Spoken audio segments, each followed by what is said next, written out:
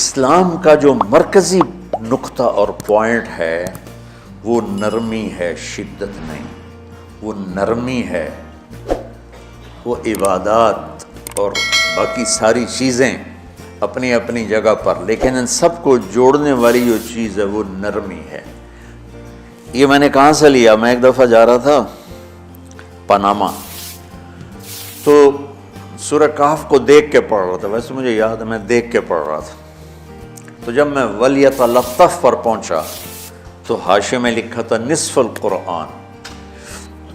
تو میں ایسی تھوڑی دیر سوچ میں پڑا کہ یہ اللہ تو قادر ہے، یہاں کوئی لفظ لا سکتے تھے اللہ تعالیٰ، یہ کیوں لائے؟ وَلْيَتَلَطَّفْ، حد سے زیادہ نرمی کا معاملہ کرنا. تمہارے اندر اگر سختی ہے پھر بھی تم با تکلف نرمی کرو، تمہارے اندر شدت ہے پھر بھی اپنے اوپر نرمی طاری کرو. تو یہاں سے مجھے یہ بات سمجھ میں آئی کہ پوری شریعت کا سینٹر پوائنٹ قرآن ہے، اور قرآن کا سینٹر پوائنٹ نرمی ہے.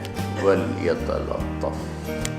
استاد شاگرد کو ڈانٹ رہے ہیں، پیر مریدوں کو ڈانٹ رہے ہیں، امیر مامور کو ڈانٹ رہے ہیں، والدین اولاد کو ڈانٹ رہے ہیں، اور میرا اللہ کہہ رہا ہے نرمی.